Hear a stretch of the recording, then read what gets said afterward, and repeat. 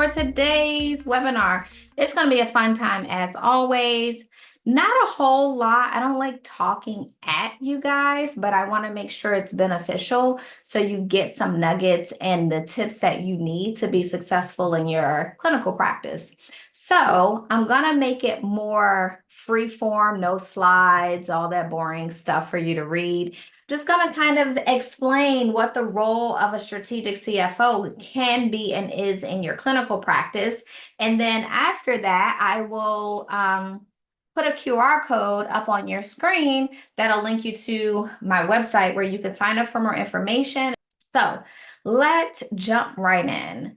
So I wanted to focus on how you're strategically building your practices, because it's something that I see many a times with my clinical practice business owners, clients, that their struggle is juggling managing the practice and managing the financial side of the practice, right? And when I say the financial side, I mean more so the financial strategy. Like, you likely have a billing person or a company that you outsource your billing and claims things to.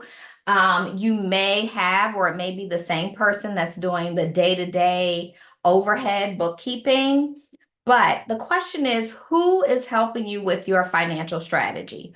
Who is helping you to understand the growth and understand the roadmap for your longevity and sustainability in your business, both as it pertains to your personal business, well, your personal growth and the business growth? So that's part of what we're going to talk, if I can talk, what we're going to touch on today.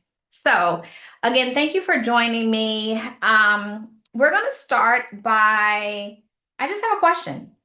Did you know that companies with a strategic CFO are 30% more likely to experience sustained growth in their business? It's true. This statistic underscores the critical importance of a strategic CFO role in today's business environment. And it makes you to realize why CFOs are not just for Fortune 500 companies. Oftentimes, people think CFO or C-suite, they think large organizations. But as I tell people all the time, Fortune 500 companies didn't get to Fortune 500 without financial strategy, right? So they had a CFO long before getting there, which they were small businesses at one point too. So it's important to understand why you, as a clinical practice owner, need a CFO in your back pocket to be sustainable and stop burning yourself out and have long-term success in your business. So again, I'm Kelly, and I'll be your guide as we explore how a chief financial officer can significantly impact the growth trajectory of a business. Our session will cover various aspects of the strategic CFO role, their key responsibilities, and the real-life examples of how I contribute to your business's success. Now, I'm going to pivot from the strategic CFO, and you'll likely hear more of me saying fractional CFO. It's all the same term that can be used interchangeably in this entrepreneurship world. Some people refer to us as an outsourced CFO. So strategic CFO, fractional CFO, outsourced CFO, all one and the same. So with that statistic in mind, I want you to understand that unlike a traditional CFO whose primary focus is on financial reporting, budgeting, compliance, things like that, a fractional CFO is forward thinking. We're your forward thinking leader. So yes, while my company does do bookkeeping, accounting, all of those things I just named, the budgeting, financial reporting, those pieces, we go beyond that. I like to say, who's helping you between bookkeeping and tax prep? Usually that's the answer. No one, because most business owners are not informed on the need for a fractional CFO or the need for financial strategy, right? And that's what goes right between bookkeeping, which we're going to put financial reporting, accounting, all of that on that side, and then tax preparation. And the importance is because between that is where the strategy lives. That's where we talk about the long-term success, the short-term success, how to use the tax liabilities to your advantage to reduce your tax liability, things like that. So a fractional CFO aligns the financial management with the company's overall strategy, driving long-term growth and sustainability. And as a fractional CFO, we're deeply involved in the planning and analyzing market trends and making data-driven decisions that shape your company's future and your personal life. A lot of people don't realize that one thing that does set my firm apart from other fractional CFO firms or outsourced CFOs is we don't just focus on your business. I have a passion for helping business owners and specifically clinical practice owners to stop burning themselves out in their business. You did not choose to own your own practice, to start a business, to burn yourself out. You could have done that working for someone else, right? So let's get back to the basics. Let's get back to the beginning and your why of why you started your firm. And a lot of people are surprised when we have our initial onboarding meeting that that's usually my question. Why? What are your personal goals? What are your personal goals now? Because I want to focus on your personal life first so we can ensure that as we're strategizing, I know what your goal is personally and that what we're developing aligns with that. So I want your business to align with your personal life. And many a times it's the other way around, which is how you end up burnt out in your business. So I have 3 quick tips, or I guess I should say responsibilities that I'm going to go over of what we do as strategic CFOs in your business. Into what the 3 strategies or 3 responsibilities of a role like mine is. So the first one is to develop and implement the financial strategies, right? So this can include forecasting the future, assessing your current financial performance, managing what the risks are, ensuring that your company has the necessary resources to achieve its objectives. It also kind of goes along with us working alongside the other partners or other collaborators that you may have that are resources for your business, like your business attorney, or even personally your wealth planner or your wealth manager. We work directly with those people, so all of us are aligned and on the same channel. So that way, when you hop in a meeting with any one of us, we're all on one accord, and it makes it so much more easier for you. You don't have to keep repeating yourself on what your goals are, what these things are. You tell one of us, you signed a confidentiality agreement, we can meet and talk about these things on your behalf. And that way, when you sit down with one of us again, everything aligns and you can make the most of your time instead of repeating yourself for the first, half hour of a meeting. So I want you to understand that we not only are your non-equity partner in your business, but we're the partner in your back pocket that will sit with your other strategic collaborators in your business to discuss what the ladder of success and sustainability looks like in your firm and in your personal life. The next thing is capital allocation. Ensuring that the investments are made wisely to maximize the returns and foster growth. This is a big one, both personally and professionally. So let's start with your personal life, because I said that's where we always start, right? So if you are a clinical practice owner and you once upon a time worked for another practice as a W-2 employee, then you likely had some type of 401k plan there. an IRA, maybe a SEP, depending on what the how big the company was and what their retirement structure was. My question to you is, what's that plan doing right now? Is it just sitting where the monies were when you left that company? Did you roll them into an IRA? Have you met with anyone to discuss either or, no matter where they are? When was the last time you met with that person? Those are all important because it helps to drive your investments and maximize the returns. There are so many reasons why you just don't want your money sitting in an old employer's plan. There are so many reasons why you may not just want it sitting in a IRA plan. And now that you own your own practice, there could be many of reasons why you want to start a retirement plan for your practice, and potentially, depending on how big your practice is, even for your employees to contribute, which is a great benefit that would highlight something if someone wants to hire you and stay and cause great retention in your firm. So that's what we do on the personal side, help you to allocate what's going on over there, where's those funds, how much is over there, what is your goal, what do you want when you exit. I have a awesome colleague that I work with, and if you reach out to me, I will definitely put you in touch with her. And she is a wealth planner. So she basically can do the same thing that the large companies, which I won't name, can do, but she's definitely more personalized, more personable. You will have her number, her direct email address, and she will hold your hand and guide you and actually help you in a more personalized manner to manage, that's a tongue twister, your wealth. So what we'll do in our session, though, is you'll tell me how much is there and what your goal is.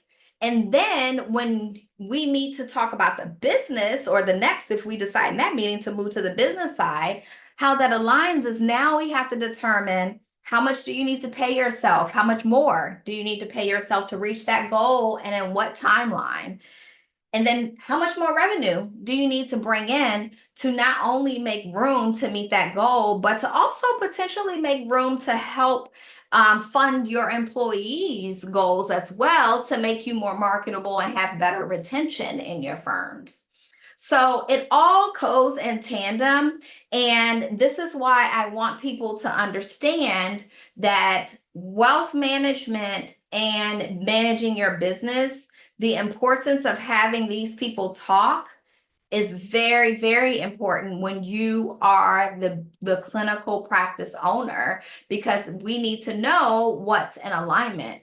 And like my colleague says, when you exit, she likes to call it a transition strategy, because some people may not completely exit out of their business. Like, one of the goals that I have in my business, for now, who knows, this may change in the next couple of years, but for now, I don't want to completely exit at 55. I want to transition out, be more of a equity partner, or have a profit share or something of sorts, and maybe still operate as a high level CEO.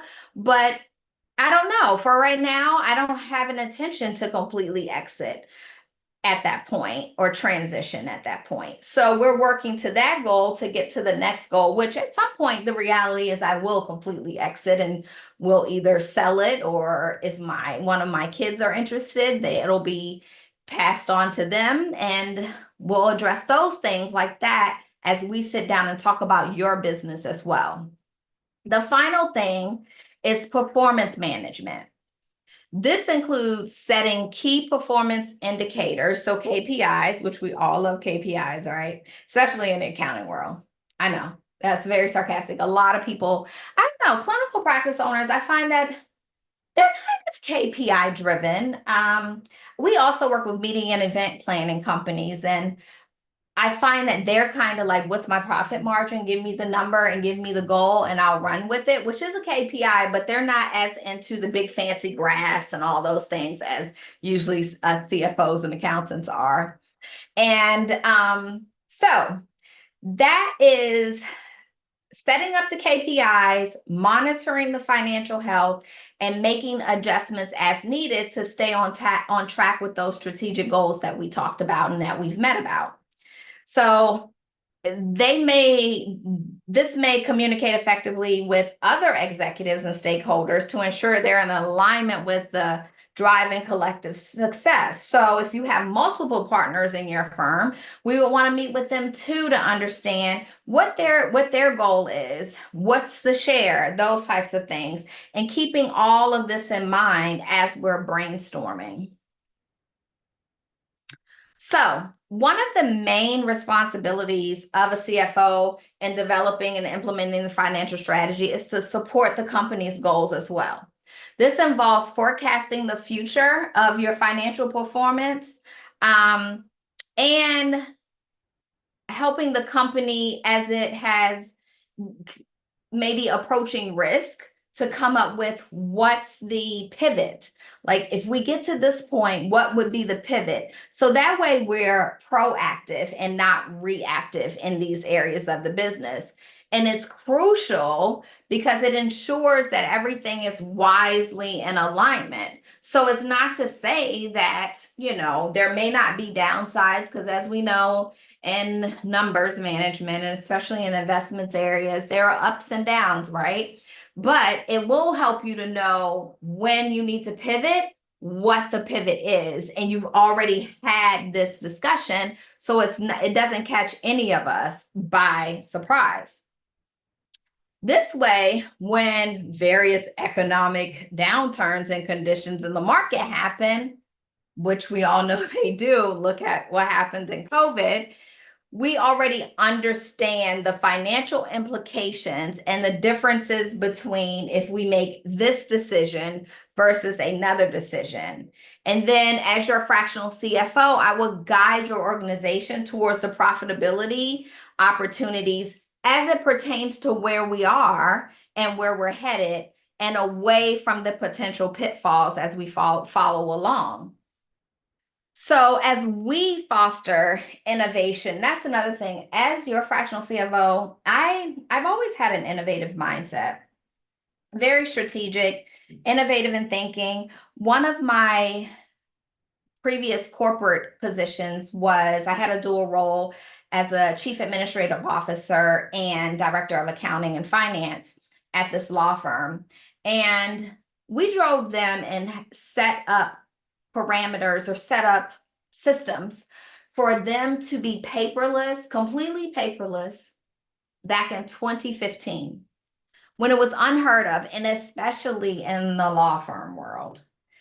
But you know what? When COVID happened in 2020, that firm already had the resources, the systems, the people, the management, all of the kinks worked out in place. So their employees literally did the same thing they do any other day and just went home and kept working. Because by then, they were only coming in the office once or maybe twice a week anyway. So being that that was already in place, the pandemic didn't rock them as much from a systems or organization perspective. So they were able to just focus on the financial pieces of what does this look like and what types of strategies that we put into place, God forbid, if something like this happened. So we were able to pivot faster and not waste time on systems and workflows to get there. And that's because they had a strategic CFO to guide them along the way and be forward thinking, so they didn't have to be reactive in that area. We were already proactive and knew exactly what we were going to do. So I want to give you a real life example on the focus of when I turned this specific firm into helping guide them to paperless and then guide them to almost 100% remote working environment, how it improved their operational efficiency. It reduced their cost by a little over $300,000 annually. You heard that right. Saving them over $300,000 annually. Now, I'm not going to get into the numbers and the ROI on investing and having a strategic CFO in your business, but just know that it pays for itself. And it usually, what we see in our clients is they see the ROI in the first 3 to 6 months. And this is why we have a 60-day out clause, because if there's ever any issue or pivot, because we're planning for a pivot as well, as it pertains to your cash flow, or it seems that we're not a good fit, or whatever the case may be, there's a 60-day out clause so you can get out of the contract if you feel like it's not beneficial. We have never had anyone exercise that, because our clients typically see more than they actually on average see about 300% ROI on hiring us as their fractional CFO firm. And the math proves in itself, because like I just said, this firm saved over $300,000 annually. When I was in corporate as a corporate CFO for one company internally as their W-2 employee, and let me just tell you, I was not getting paid $300,000 a year. So they definitely saw the ROI on forward-thinking strategies. So another notable example, I should say, is there is a company called, give me one second, let me see if I can actually find it online. It's fun because I want to make sure I tell the story right, because people are always intrigued by the CFO journey, because a lot of people have not even heard of a CFO for small business owners. So, all right, let's get there.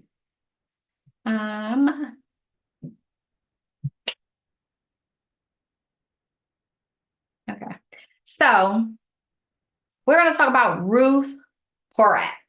So Ruth Porat is the CFO at Alphabet, and she's recently been in the news, actually, because she's taken on a new role, which I'm not going to get too far in the weeds of, because this is more talking about the strategic process of a CFO.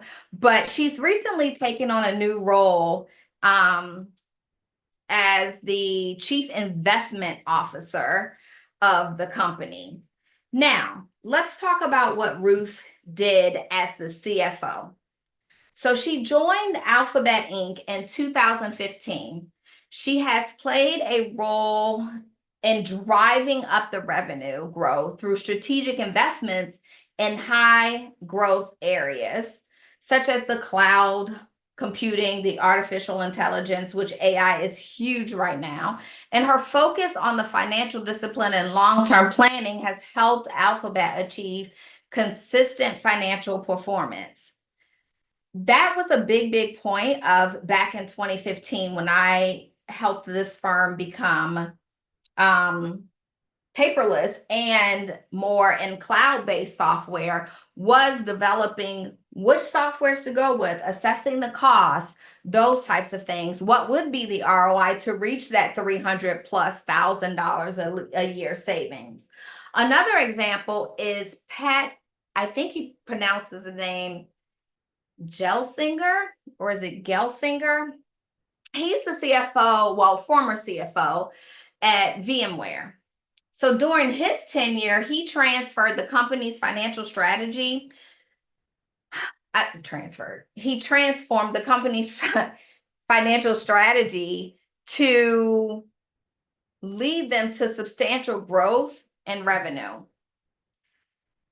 Their market share also boomed. It's been insane because his strategic vision and focus on the innovation helped VMware to expand its product offers.